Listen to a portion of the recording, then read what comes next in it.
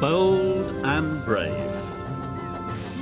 It was almost summer on the island of Sodor. All the engines were busy. They were looking forward to the start of the holiday season. One morning, the Fat Controller came to the sheds. "It's time to get the seaside station ready for the summer visitors. Thomas, you are to pick up the deck chairs and windbreaks and take them to the beach." "Yes, sir," tooted Thomas, and he hurried off happily. "You're looking very cheerful, Thomas," oiled Diesel. Thomas told Diesel all about his exciting job. "Haven't you heard about the curse of the cliffs?" oiled Diesel. "No," tooted Thomas nervously. Diesel snorted. "Whenever the first engine of the holiday season goes round the headland, a terrible fog comes down over the cliffs." Thomas didn't like the sound of that at all. "The engine loses its way, and nobody knows where it goes." Diesel chugged away, leaving Thomas very unhappy indeed. He wished that he didn't have to go to the beach after all. Thomas dragged his wheels slowly along the track. He was very worried. Finally, Thomas reached the supply shed. Workers had loaded his trucks with windbreaks and deck chairs. Thomas puffed slowly on his way. He was thinking about the curse of the cliffs. Suddenly, he saw Harold the helicopter. Harold had bad news. "Thick fog rolling in on the headland," Harold shouted. "Puff carefully, Thomas." And Harold whirred away over the treetops. Thomas was now very scared. "What Diesel said about the curse of the cliffs must be true," tooted Thomas. "I shall get lost in the fog and never be seen again." Thomas puffed fearfully towards the cliffs.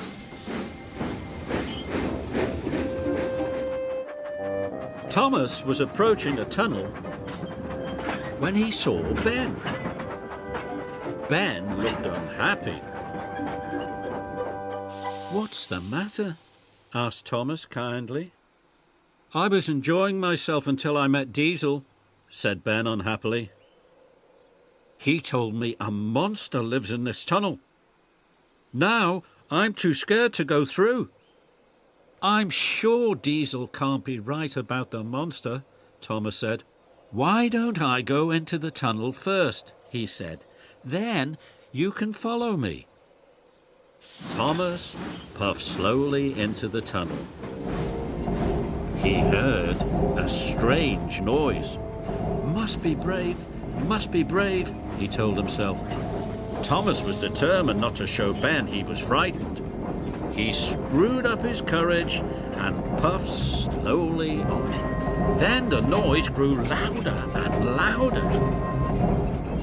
Suddenly Thomas saw two eyes peering at him. Now he knew that Diesel was right. "Bust my buffers," wheezed Thomas. "There is a monster." Thomas wanted to go back, but he couldn't. He had to help Ben. "Must be brave, he chanted. Thomas had to go forward. But as the smoke started to clear, Thomas saw that the eyes weren't eyes at all. They were lights. And the thud, thud, thud wasn't a noise made by a monster. It came from a machine beside the track. It was a generator to power the lights. Then Thomas saw picks and shovels. He realized that workmen must be working there. Diesel was wrong. There was no monster in the tunnel after all. Soon Thomas came across workers making tea. Thomas tooted to the workmen happily. Ben was also very relieved. "You're a very brave engine," said Ben. "Now I can finish my job." And he puffed away.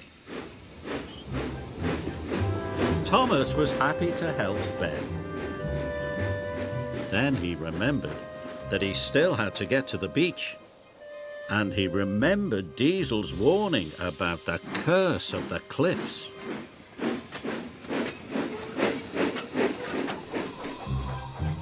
Thomas felt very nervous as he puffed towards the headland. So nervous that he stopped.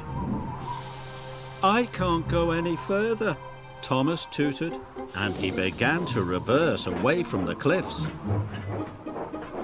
Then he had an idea. "If Diesel was wrong about the monster in the tunnel, maybe he'll be wrong about the curse of the cliffs," he puffed.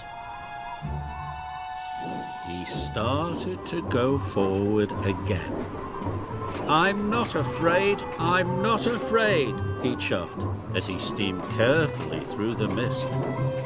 Suddenly, the mist rolled away and the sun came out. Thomas saw that the cliffs were beautiful.